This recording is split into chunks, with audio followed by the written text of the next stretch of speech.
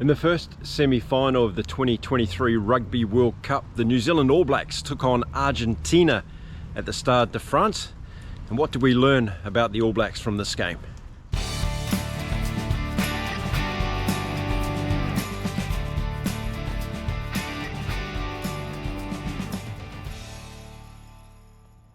G'day and welcome to Inside Rugby with Mark. I'm a Kiwi rugby fan who's living here in beautiful Cancun in Mexico. And if you're a regular viewer to my channel, welcome back. It's great to have you as part of our global rugby community. And if you're visiting for the first time, well, we hope you stay around and become part of that global rugby community, because there's going to be a lot more coming on this channel about rugby from across the world. But in this video, I'm going to be focusing on the World Cup still, talking about that game between New Zealand and Argentina, and what did we learn about the All Blacks in this dress rehearsal for the Rugby World Cup final. Well, this was another of those semi-finals where both teams were recognised they could be up against a banana skin game, and the All Blacks had to be careful of what Argentina could potentially bring to this encounter at the Stade de France. But before the game got underway, there was one huge milestone that had to be recognised and should be recognised, and that is Sam Whitelock from New Zealand became the first player in history of rugby to play in 4 semi-finals of a Rugby World Cup. And what an enormous achievement for Sam Whitelock, as he now continues to pile on the records for the great black jersey, and what a fantastic achievement that has been. So congratulations to Sam Whitelock for achieving that absolutely huge milestone in his career, as he continues to do so throughout this year's Rugby World Cup. So conditions were a bit wet and a little bit different than what we had started off this year's tournament. At the beginning of the tournament, the balls were getting wet and greasy from humidity. At this stage of the tournament, though, we're starting to see the autumn weather come into Paris, and a bit of rain and slipperiness on the ball. So both teams had to use those to the best of their advantage. And it was Argentina who got off to the best start in the first few minutes. They put together 12 phases of constant play and went down and put the pressure on the All Blacks. But what was really interesting in this first exchange was the All Blacks defensive line, and we saw it continuing from what they did against Ireland in that miraculous last minute of that game. And they just set up their defense really nicely to handle the Argentinians, and the Argentinians didn't look like they were going to get through the New Zealand defensive line in that 12 phases of play to start off the game. But it was a good start for Argentina, and it must have given them some self-belief and confidence to get in there and take the fight to the All Blacks. And who really stood out for me in the first couple of minutes of that game was Creamer, who was just absolutely huge for Argentina. He was bullocking himself into the breakdown, and with intent that he was going to try and win the breakdown for Argentina in this game. So it was a really good start from Creamer. The pressure that Argentina put the Kiwis under for the first few minutes of this game came to fruition by a penalty, and that man, Emilio Boffelli, stood up and got the kick at goal. So Argentina took an early lead in this game by 3 points to 0 after just 4 minutes. And while the All Blacks didn't come out of the gates absolutely pouncing in this game, what was obvious was they were building into it and they were handling the conditions very well. So it was a smart thinking All Black team that was opening this game, and we didn't have to wait too long, because by the 10th minute mark, Angus Gardner, the referee, had already started to give Argentina some warnings around discipline, and this was because the All Blacks were starting to apply pressure. And as that pressure goes on, then the Argentinian defence was starting to look a little bit weak. A minute later, in the 11th minute, the All Blacks opened the floodgates for the first time, and that man, Will Jordan, went in for a try uncontested, and it was a pretty easy try for the All Blacks. The Argentinians would have been disappointed in their defence of that first try.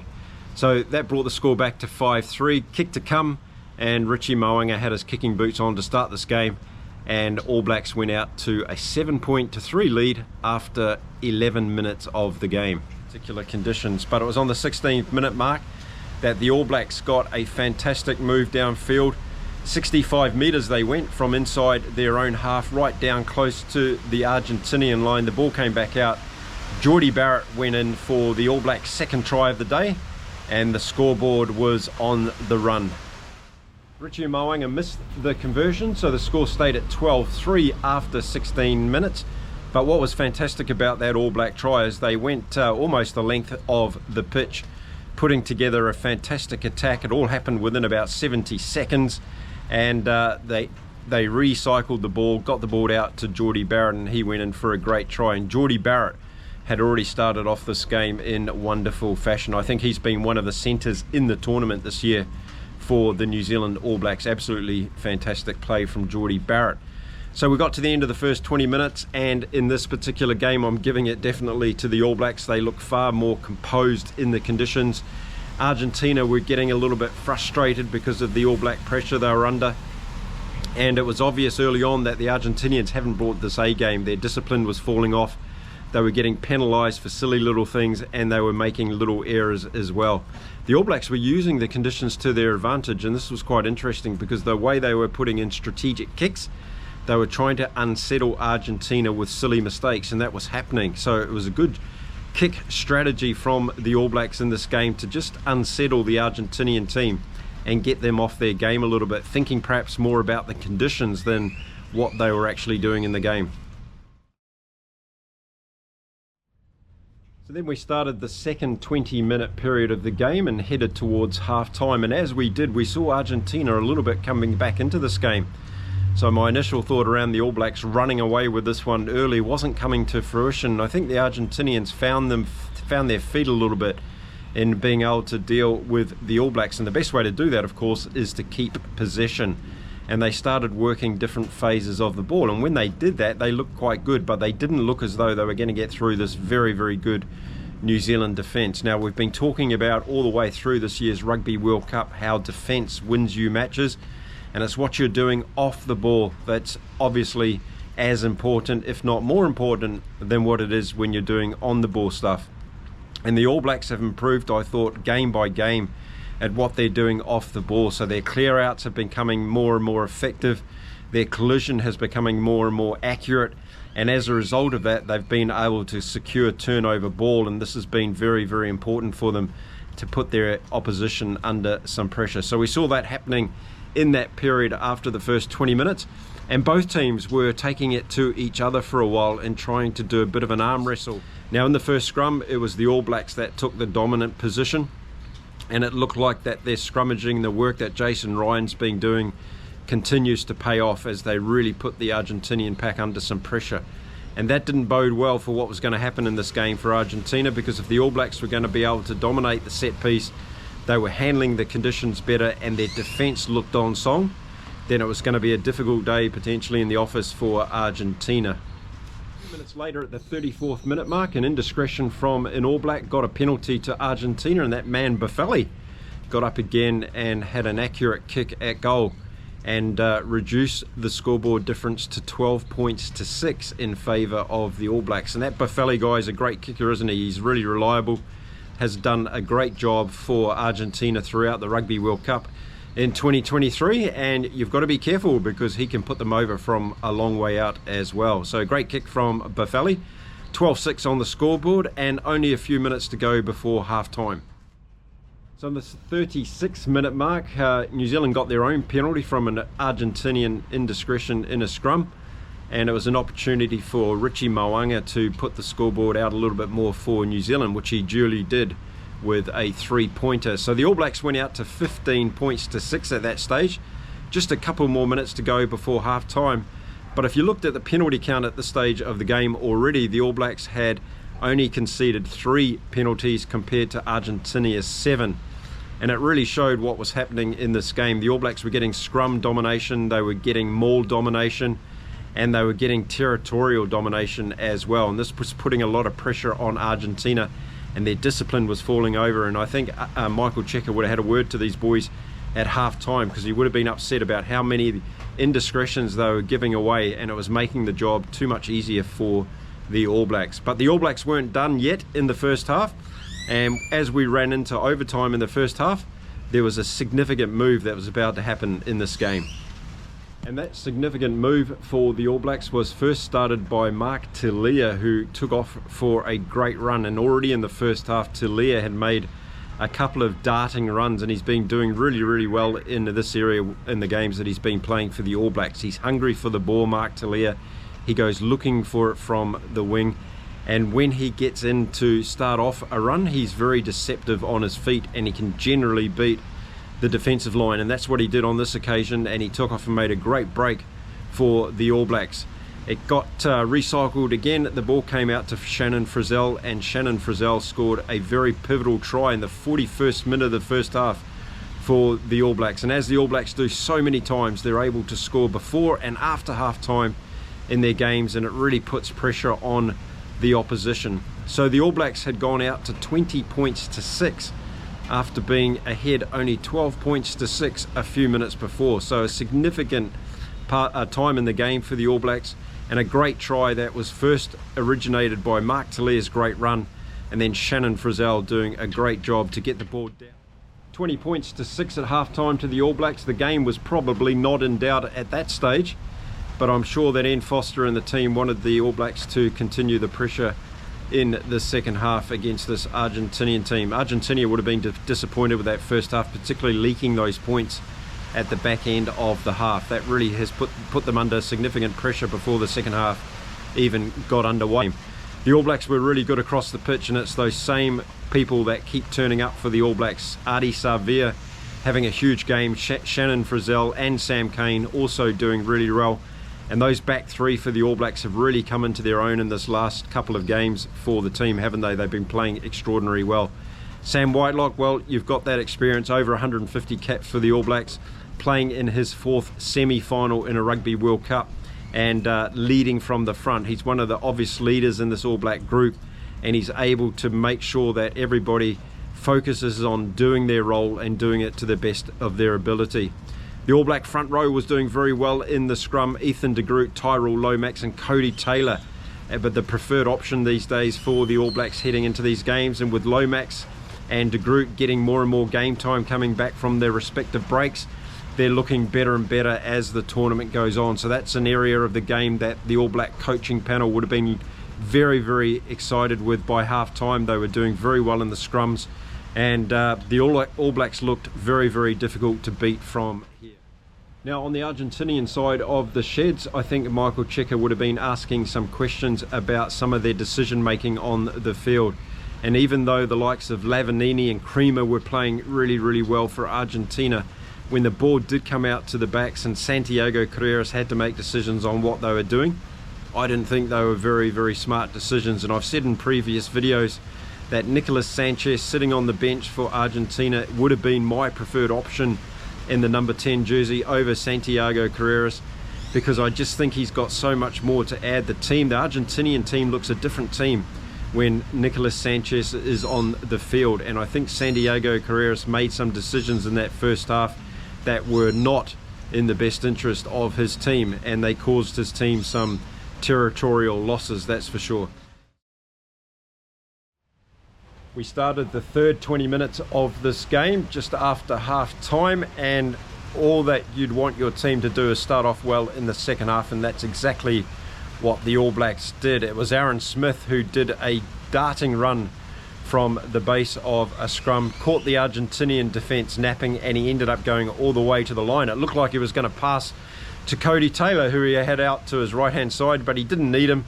And in some kind of beautiful pirouette that would have got him probably 9.9 at a gymnastics competition at the Olympic Games, Aaron Smith went over for a great try in the 41st minute. So the All Blacks nailed the start of the second half exactly the way they wanted, and by scoring that try late in the first half and early in the second half, they really put themselves in the position of dominance in this game. It was a great try from Aaron Smith, a bit of individual flair, but also being game aware of what was going on around him, and the Argentinian defence had leaked that particular opportunity to him. Richie Mo'unga got this conversion over, so 27 points to 6 to the All Blacks very early in the second half. And as I said, you know, late in that first half we were talking at 12-6, and all of a sudden it's 27 points to 6. So the Argentinian fans' faces in the crowd were starting to look a little bit despondent, as were their players on the field, and the All Blacks were getting more and more confidence. And when you've got an All Black team that's building in confidence not only throughout the tournament but also in a game like this, they're a very, very dangerous unit to try and topple, and there was no way already at this stage of the game that the All Blacks were going to lose this game. So it was going to be a question about how much they could put on and what kind of display could they put on for the remainder of the game. Remember, what the best teams have been doing in this Rugby World Cup so far is putting various phases of play together and just grinding down the defence of their opponents, and that's what the All Blacks did in the 48th minute of this game. They put 18 phases together and they just grinded away at the Argentinian defence, and sooner or later there was going to be an opportunity appear. It did through the rolling maul. Tyrell Lomax went over to score the All Blacks' next try, and it was again domination from the All Blacks in the mauling situation that got them to that try.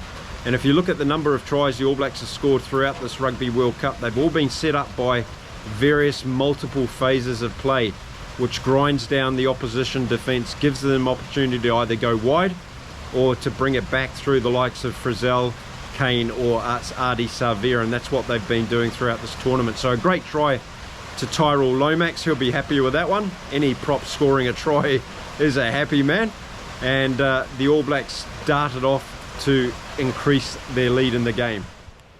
So Richie Mo'unga did the desserts with the conversion, and all of a sudden the All Blacks were 34 points to 6 in the lead after 50 minutes in the game. So still 30 minutes to go for Argentina to try and get something out of this game. They were doing it hard for their fans, not only in the stadium but across the world. A lot of Argentinians had travelled to France to support their team in this year's Rugby World Cup, and they were starting to lose a little bit of pride in that jersey with the way that things were going in this game. So I'm sure that they were putting their heads together behind the sticks as Richie Mo'unga took the conversion, and Montoya was telling them all to get going because it was an opportunity for them to do something in the remainder of the game to make their country proud of their exploits at this year's Rugby World Cup. So 55 minutes into the game, a significant factor occurred, and that was the All Blacks put together another phase of play for 16 different phases, and this was significant for the fact that Ian Foster, Joe Schmidt and Jason Ryan thought, okay, this is time for us to be able to make some changes. They started ringing on the subs with the final in mind, and this was a really good strategic move for the All Blacks because they were going to be able to give some of those players that are going to be key in the final of the Rugby World Cup now to be having a bit of a rest for the rest of this game. So as I said, around 55 minutes they started pulling those players off the field. Sam Whitelock was one of those that got an early shower from this game, and it was a good opportunity for the All Blacks to put those players in cotton wool, let them put their feet up and start to get themselves ready emotionally for what was about to come in 1 week's time. But there was still a game to finish off here. The Argentinians weren't done with yet, and the All Blacks had to go back to work to see whether they could put Argentina away in the last 20 minutes of this game. So that period between half-time and the 60-minute mark, which I call the third quarter of the game, the All Blacks scored 14 points to 0 on the scoreboard. They were dominant across the field of play, so I gave that quarter to the All Blacks as well. A very, very dominating performance the All Blacks were putting on, and I think Ian Foster and crew would have been very happy with what they were seeing, because the most important thing I thought was they were handling the conditions very well and actually using the conditions to their advantage. And because the All Blacks have such a high level of skill sets with ball in hand, they're able to use that as a weapon against their opponents when there's wet weather around. The All Blacks tend to handle the ball better and being able to make those magical passes still stick no matter what the conditions are, and we're seeing that in this particular game. Their execution rate was very, very high. Very good class of rugby indeed from the All Blacks. So the last quarter of the game got underway, and we didn't have to wait long for the next All Blacks score. And then in the 61st minute we had that man Will Jordan going over the line again for the All Blacks after another dominating setup piece of play, and Will Jordan was in for a try. So another great try by the All Blacks. Will Jordan scoring another in this game, the second for him. and the kick was unfortunately unsuccessful from Richie Mo'unga. But the All Blacks skipped out to 39 points to 6, and we still had 19 minutes to go in this game.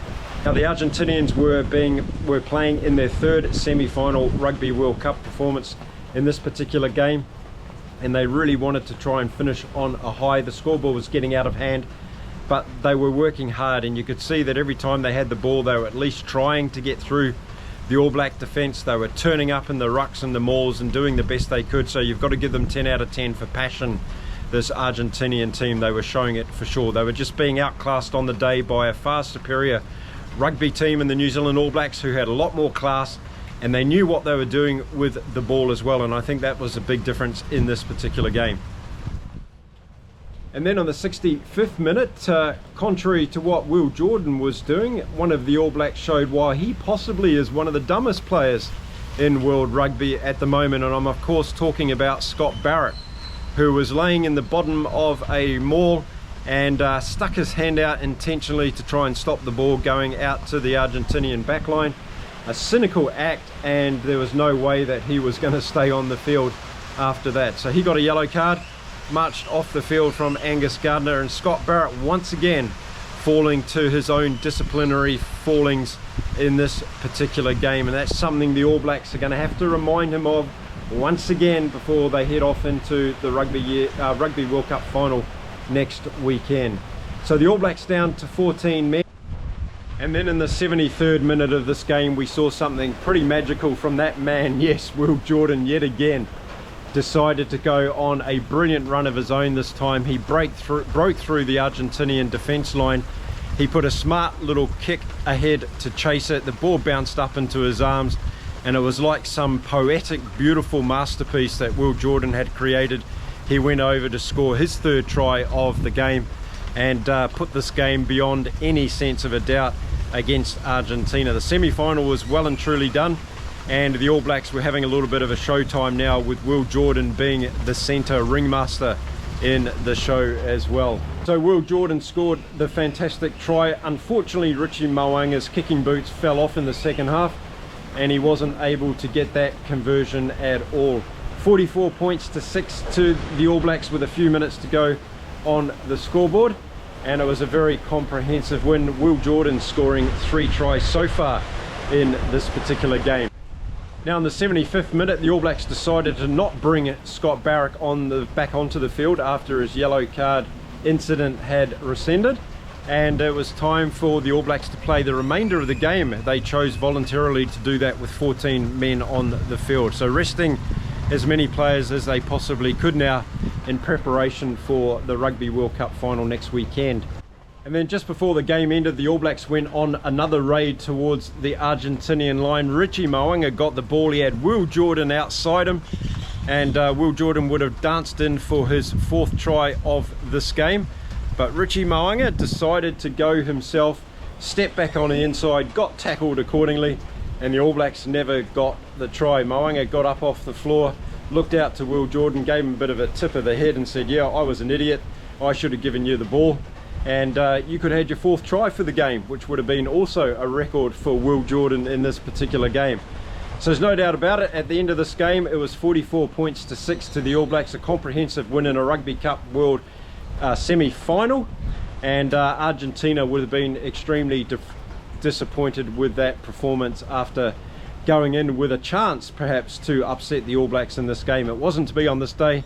The All Blacks were far too good. They were clinical in every aspect of the game. They dominated the scrums, they dominated the mauls and lineouts, they dominated the breakdown, and they were just too classy throughout the whole back line as well. Jordie Barrett having an amazing game for the All Blacks, and I think he ended up being the player of the match as well for the host broadcasters on this occasion. So a great dress rehearsal for the All Blacks going into the Rugby World Cup final, and as we know now, they will be playing South Africa, and what a game that is going to be. So a quick summary of this game for you in my eyes. First of all, the 2 dumbest things that happened in this game, and the boys will be buying their teammates a beer over this one. Scott Barrett for being an idiot at the bottom of a ruck and getting that yellow card. Can't afford to do that in the Rugby World Cup final, of course. He's going to have to pull his head in and make sure his discipline is on song next weekend. And then Richie Mo'unga, of course, selfish act, not giving the ball out to Will Jordan. He'll have to buy Will Jordan a beer or two to commiserate that opportunity that Will Jordan had to score 4 tries in that particular game. But all in all seriousness, across the park, the All Blacks were very, very good. What impressed me the most was their decision making, both with the ball and without the ball. They were very, very accurate in defence. They put the Argentinians under a lot of pressure at times, and they looked very, very good when they were building different phases of play. And to build 18 phases of play with a slippery ball and wet conditions is very, very difficult to do. And that just shows how accurate this All Black team is at the moment. And we're going to be having wet conditions in Paris on Saturday night, more than likely for the final. So it's going to be very, very important that the team who has that level of accuracy is going to have an opportunity to do very, very well. I was also very impressed with the All Blacks in terms of their communication. They got their line out calls right. They got their scrummaging also very good. So Lomax, Taylor and De Groot are doing very well in that front row, and I think Jason Ryan will be very, very happy with the boys. Shannon Frizzell, Ardie Savea and Sam Cane had another very, very big game. And Richie Mo'unga fell off a little bit with his kicking in the second half in this game. Not too sure what that was. I did see that he got a head knock and he had a lot of blood coming out of his nose. I was just wondering whether he wasn't feeling too good.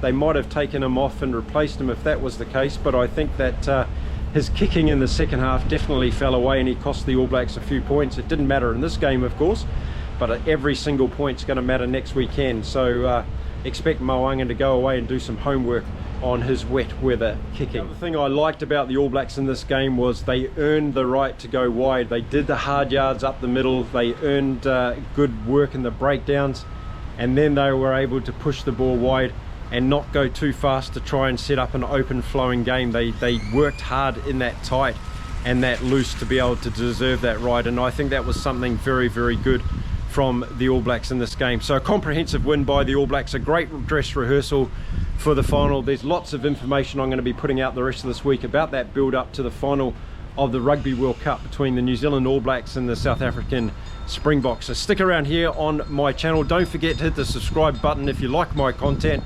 Give this video a thumbs up and drop me your comments about how the All Blacks played in this game against Argentina. Do you think they've got enough in the tank now to get to that final and have a good chance of winning it?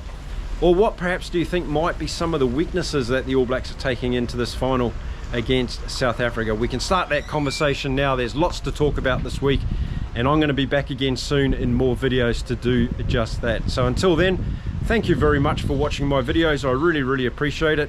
I'll be back again soon with some more. Until then, stay safe, stay well everybody, and keep enjoying the build up to the final games of this year's Rugby World Cup.